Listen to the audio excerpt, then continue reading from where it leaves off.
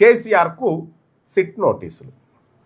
ఎన్ని రోజులు పెడతారో ఈ కథ, ఇంకొక 2 ఏళ్ళు కొనసాగుతాయి. కేసీఆర్ గారు ఏమన్నా ఆయనకు నోటీసులు ఇచ్చి అలా విచారణకు రమ్మంటే నేను రాలేను, నేను మున్సిపల్ ఎన్నికల్లో ఇవాళ చివరి తేదీ, నామినేషన్ల చివరి తేదీ, నేను బిజీగా ఉన్నా కాబట్టి రాలేనని ఆయన సమాధానం.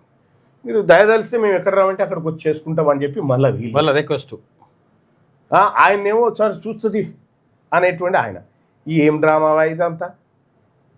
నేను ఈ రోజు కూడా చెప్తా ఉన్నా ముఖ్యమంత్రి రేవంత్ రెడ్డి గారు, నీకు దమ్ము ఉంటే నువ్వు మొనగానివైతే ఈ కుటుంబాన్ని అరెస్ట్ చేసుద్దాం. ఎవరి కోసం ఆడుతున్నావు ఈ డ్రామా? అయినా మీకు తెలుసు కదా కేసీఆర్ గారు, ఆల్రెడీ మీరు అంతా ఒప్పందం అయిపోయారు కదా, మేము ఇచ్చినట్టు చేస్తాం మీరు ఏడిచినట్టు చేయరు అని చెప్పి మాట్లాడుకురు కదా. మళ్ళీ కొత్త డ్రామా ఎందుకు? అచ్చా మేము పేపర్లలో చదువుకోవాలి, మేము చూడాలనా? కేసీఆర్కు నోటీసులు ఇస్తే తెలంగాణ ఆత్మగౌరవం ఏందా? తెలంగాణ ఆత్మగౌరవం కనిపించలేదా? తెలంగాణ రాష్ట్ర సమితిని తీసేసి భారత రాష్ట్ర సమితి చేసినప్పుడు భారత ఆత్మగౌరవం అని రాయాలి. తెలంగాణ ఆత్మగౌరవం ఎట్లయింది? మళ్ళీ ఎట్లా డౌన్ అయింది? ఇది తెలంగాణ ఎడికలు వచ్చింది, మళ్ళీ ఎడంగా వచ్చింది తెలంగాణ పదం మీ దగ్గరికి. కేసీఆర్ అప్పట్లో ఉద్యమం చేసిండు, అంతవరకు ఓకే. కానీ తెలంగాణ ఆత్మగౌరవానికి నోటీసులు అడ, వా ఏం సంబంధము? ఈ తెలంగాణ ఆత్మగౌరవమే కదా మా బీసీల కొంప ముంచిండు. ఈ కేసీఆరే కదా మన 27% రిజర్వేషన్ 19% పట్టుకొచ్చిన మొనగాడు. ఈయననే కదా ఈడబ్ల్యూఎస్ రిజర్వేషన్ చెప్పి మన రిజర్వేషన్ అమలు చేసి మన పిల్లల ఉద్యోగాలు దొంగతనంగా కొల్లగొట్టిన కేసీఆరే కదా. ఆత్మగౌరవం ఎట్లయితుందా? ఇదేం ఆత్మగౌరవము? ఈయనకేం సంబంధము? తెలంగాణ ఆత్మగౌరవమా? తెలంగాణ ఆత్మగౌరవం అంటే మా శ్రీకాంతాచారి, తెలంగాణ ఆత్మగౌరవం అంటే మా జయశంకర్ సార్, తెలంగాణ ఆత్మగౌరవం అంటే మా కొండా లక్ష్మణ్ బాపూజీ, తెలంగాణ ఆత్మగౌరవం అంటే మా బెల్లిలలితక్క, తెలంగాణ ఆత్మగౌరవం అంటే మా చాకలి ఐలమ్మ, తెలంగాణ ఆత్మగౌరవం అంటే మా మారోజు వీరన్న. ఇది కదా ఆత్మగౌరవం. వీళ్ళ ఆత్మగౌరవం ఏందా? తెలంగాణను దోపిడీ చేసిన దొంగల ముఠా కదా ఇది. తెలంగాణను దోపిడీ చేసిన దొంగల ముఠా. ఈ దొంగల ముఠాకు నోటీసులు ఇస్తే ఆత్మగౌరవానికి ఎవని ఆత్మగౌరవము, ఎవనికి ఆత్మ, ఎవని గౌరవము? అదేదో మీ బిడ్డను ఊరికే తిడతా ఉన్నారని చెప్పి ఆ పొల్ల అటు రేవంత్ రెడ్డి చెప్పి ఇలా నలుగురిని జర ఇబ్బంది పెట్టారంటే పెడతా ఉండు అంతే. ఏం మిమ్మల్ని అరెస్ట్ చేసి లోపడే జైలు ఎత్తాడు అనుకుంటున్నావా? మా సీఎం దగ్గర గంత దమ్ము ఎక్కడదా? నువ్వు గమ్మత్తున్నావు. పైకి గంభీరతగా లోపల అన్ని పిరికే. ఆయన ఫైల్ మీ దగ్గర ఉంది కదా, మీకు తెలియంది ఏముంది? అది మాకు కూడా తెలుసు. ఆయన ఫైల్ మీ దగ్గర ఉంది, మీ ఫైల్ ఆయన దగ్గర ఉంది.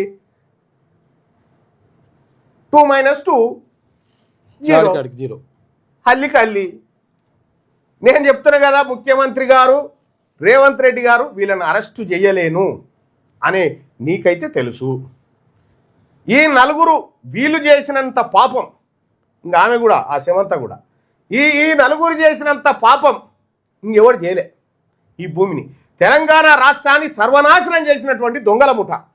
ఈ ముఠాకు నోటీసులు ఇస్తే ఆయన అంటాడు, ఒక ఆయన తిలకం దిద్దుకొని వెళ్తాడు, వీరుడైనట్టు వాళ్ళకి.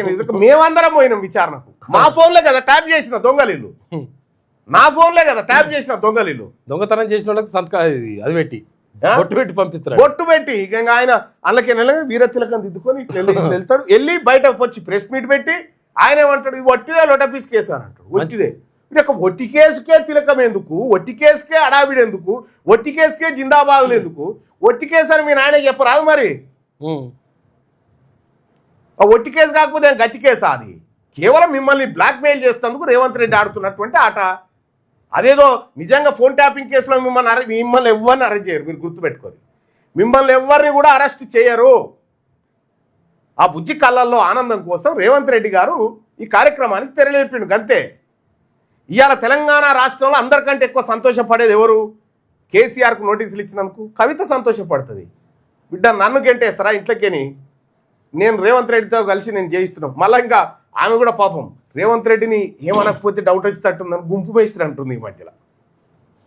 ఈ డ్రామాలన్నీ చూస్తూనే ఉన్నాం. తెలంగాణ సమాజం 42% రిజర్వేషన్ పేరుతో మోసం చేసిన దొంగల పార్టీ కాంగ్రెస్ పార్టీ అయితే 42% రిజర్వేషన్ అంశమే మాట్లాడనటువంటి దొంగల ముఠా పార్టీ బీఆర్ఎస్ పార్టీ. మాకు సంబంధమే లేదన్నట్టు ఉన్నటువంటి బీజేపీ పార్టీ.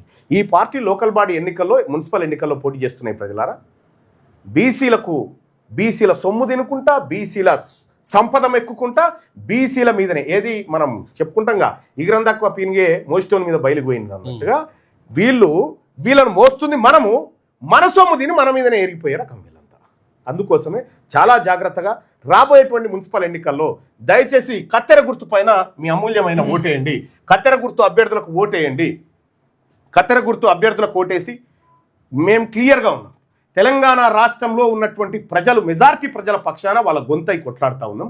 మన హక్కుల కోసం, మన ఆత్మగౌరవం కోసం, మన వాటా కోసం మీరు కత్తెర గుర్తుకు ఓటేయండి. ఈ కత్తెర గుర్తు మనందరి కట్లను తెంపేస్తుంది. మనకు పడ్డటువంటి బానిస సంఖ్యలను తెంపేసేటువంటి కత్తెర. ఇది మా మేరన్న చేతిల కత్తెర.